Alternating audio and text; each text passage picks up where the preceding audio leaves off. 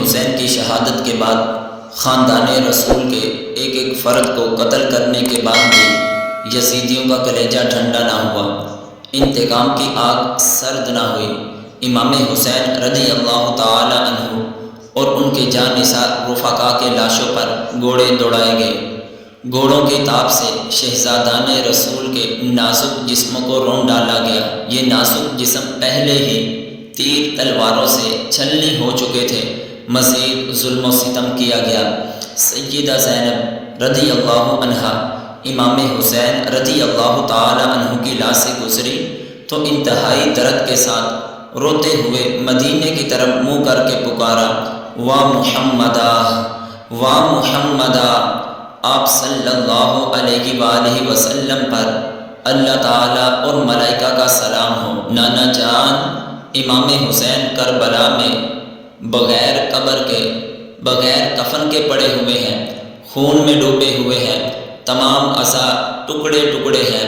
آپ کے شہزادوں کو قتل کیا گیا، ہوا ان کی لاشوں پر خاک اڑا رہی ہے۔ آپ کی بیٹیاں قید میں ہیں، ہمارے خیموں کو آگ لگا دی گئی، ہمارا سامان چھین لیا گیا۔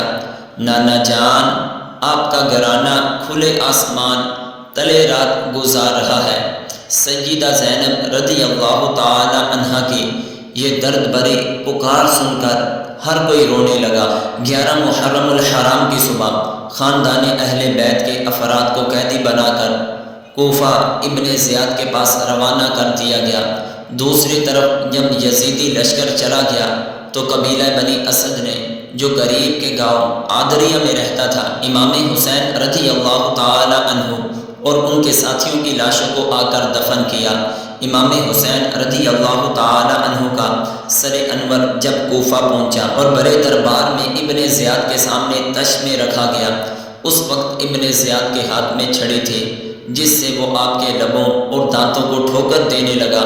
صحابی رسول حضرت زید بن ارقم رضی اللہ عنہ نہایت ہی بوڑھے، جو اس وقت وہاں موجود تھے، اس گستاخی کو دیکھ کر تڑپ گئے اور روتے ہوئے فرمایا، چھڑی کو ہٹا لے، خدا کی قسم، اے ابن زیاد، چھڑی کو ہٹا لے، خدا کی قسم، میں نے اپنی آنکھوں سے رسول اللہ صلی اللہ علیہ وآلہ وسلم کو دیکھا ہے کہ وہ ان لبوں اور دانتوں کو چوما کرتے تھے۔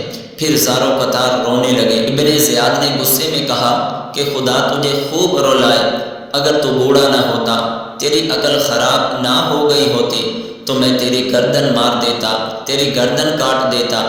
حضرت زید رضی اللہ عنہ وہاں سے اٹھے اور یہ کہتے ہوئے چلے گئے کہ افسوس ہے تجھ پر، تجھے میرے بڑھاپے کا تو خیال آیا مگر اپنے نبی کی نسبت کا خیال نہ آیا۔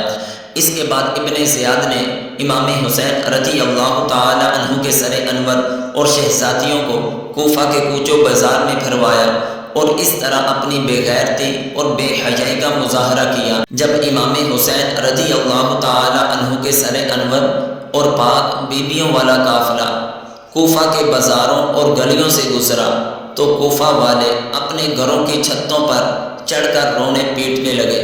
امام حسین رضی اللہ تعالی عنہ کی بہن حضرت زینب رضی اللہ عنہا نے جب ان کو روتے پیٹتے دیکھا تو فرمایا، اے کوفہ والو، تم ہی وہ لوگ ہو جس نے میرے بھائی حسین کو خطوط لکھ کر بلوایا، جان و مال نچھاور کرنے کی باتیں کی تھی، اور جب میرا بھائی آیا تو تم لوگوں نے بے وفائی کی اور اب روتے پیٹتے ہو۔ میں تمہارے خلاف دعا کرتی ہوں، تم ہمیشہ روتے پیٹتے رہو گے۔ سیدہ زینب رضی اللہ عنہا کی زبان سے نکلے ہوئے کلمات اللہ کی بارگاہ میں ایسے مقبول ہوئے کہ آج بھی ایک گروہ روتا پیٹتا رہتا ہے۔ اب خاندان رسالت کے افراد کو قیدی بنا کر کوفہ سے دمشق یزید کے پاس روانہ کر دیا گیا۔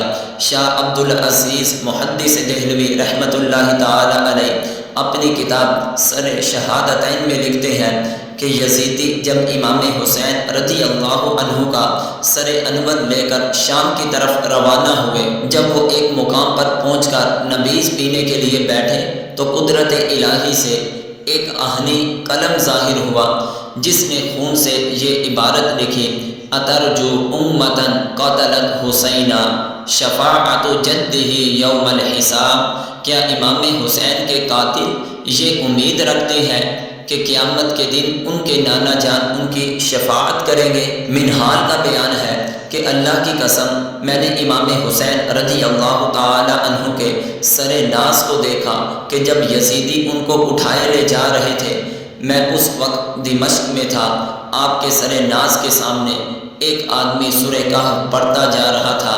جب وہ اس آیت پر پہنچا، ام حسبت ان اصحاب الکہف والرقیم کانوا من آیاتنا عجبا، کیا تو یہ سمجھتا ہے کہ اصحاب کہف میری قدرت کی عجیب نشانیوں سے تھے؟